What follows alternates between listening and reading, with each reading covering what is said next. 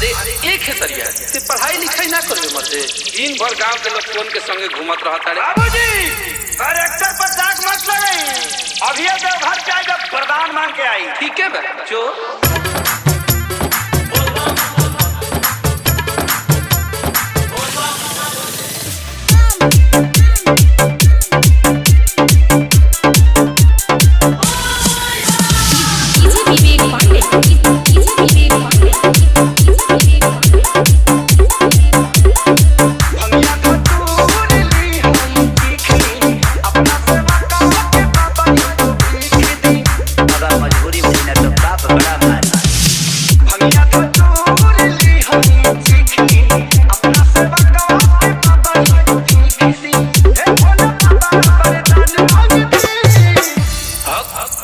तुम्हारी तपस्या से प्रसन्न हूं।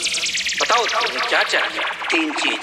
एक नारी, एक गाड़ी, एक छापा का मशीन, एक नारी, एक गाड़ी, एक छापा का मशीन, एक नारी, एक गाड़ी, एक छापा का मशीन।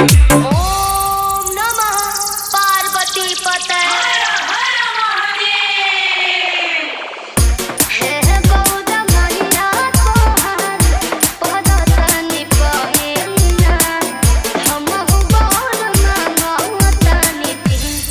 हम तुम्हारी तपस्या से प्रसन्न हुए बालिके, बताओ तुम्हें क्या चाहिए?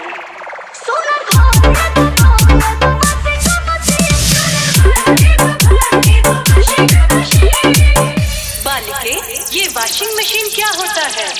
माते ये आधुनिक युग के कपड़ा धोए वाला मशीन हो।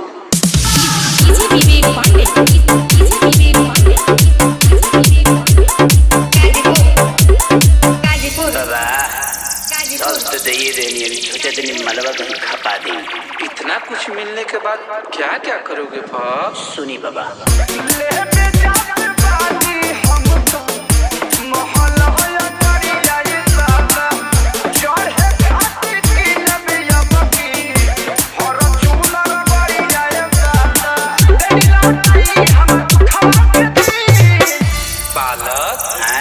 तुम लालची हो क्या? बाकी लोग हरिचंद्र थोड़ी आइल बा, छोड़ी हमके दोसर बर देती हटाई क्या?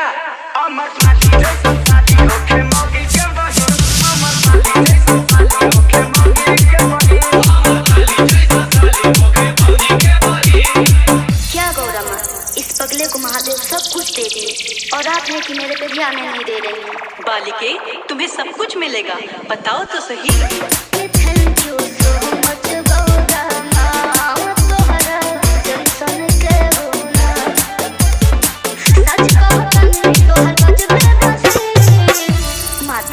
बोलो। एक लड़के से बहुत प्यार करती हूँ, अगर आज्ञा हो तो वही मांग लूं।